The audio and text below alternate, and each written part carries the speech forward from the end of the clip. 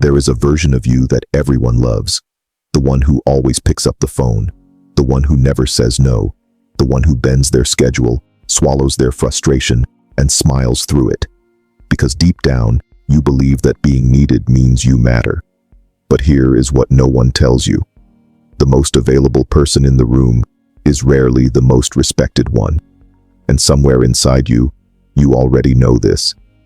Think about the last time your effort went unnoticed because it was expected. Think about the last time someone canceled on you at the last minute, as if your time was flexible, as if it had no weight. That quiet sting you felt, that was not just disappointment. That was the cost of a trade you made without realizing it. You traded your value for your availability. You believed that being always present would make you irreplaceable. But what truly happens is the opposite. When something is always there, the mind stops seeing it. Oxygen fills the room, but no one thanks it. They only notice when it is gone. Marcus Aurelius wrote, "You have power over your mind, not outside events. The moment your worth depends on how others respond, their praise, their attention, their approval. You have handed that power away. You are no longer standing on your own ground. You are standing on theirs." The first change is not external. It does not require you to become cold, distant, or arrogant. It begins with one question you stop asking, and one you start asking instead. Stop asking, "How can I be liked?" Start asking, "Where is my presence actually earned?" That shift changes everything. It changes your posture. It changes how you enter a room. It changes how you respond to requests. When you no longer feel the desperate need to secure your place through constant availability, something remarkable happens. Your energy slows down. It becomes calmer, more deliberate. You begin to understand what the Stoics understood centuries ago. Respect is rarely given to what is free and constant. It is given to what is steady and self-contained. And that steadiness, that groundedness, it does not come from others validating you. It comes from discipline over your own mind. Your time is the most honest measure of your self-respect. How quickly do you respond when your phone lights up? How often do you rearrange your entire day to fit someone else's convenience, even when they would never do the same for you? These are not dramatic sacrifices. They are small, quiet leaks, and over time, they empty you. Epictetus once said, "If you want to improve, be content to be thought foolish and stupid." That line cuts deep, because when you begin to guard your time, some people will notice. When you slow your responses, they may call you distant. When you say no without a long apology, they may call you cold. And this is the test, because the old version of you wants to fix their perception. It wants to explain, to soften, to justify. But growth requires discomfort.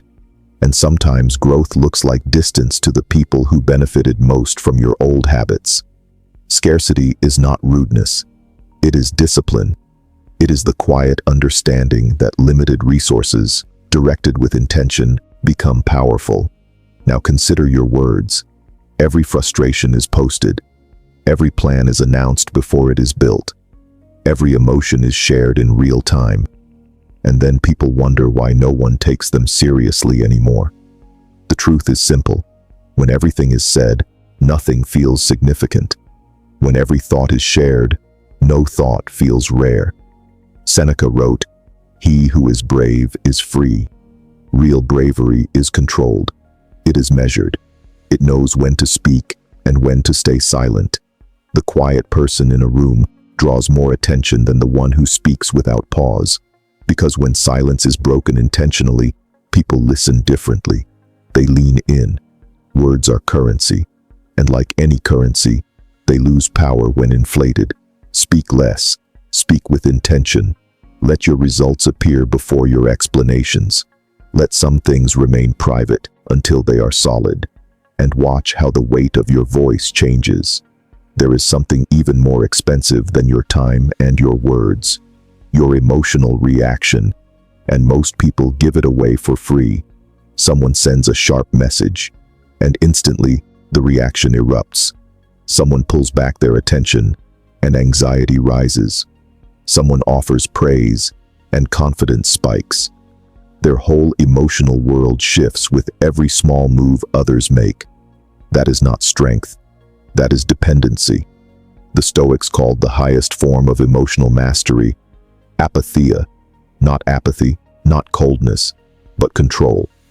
The ability to feel an emotion without being ruled by it, to experience anger without being consumed by it, to feel disappointment without collapsing beneath it. Marcus Aurelius reminded himself, if you are pained by any external thing, it is not this thing that disturbs you, but your judgment about it. The insult is just sound. The silence is just silence. What disturbs you is the story you attach to it. Once you understand that, you can interrupt the story before it controls you. And when someone tries to provoke you and you remain steady, the dynamic shifts. The expected explosion does not arrive, and in that silence, you become the most powerful person in the room.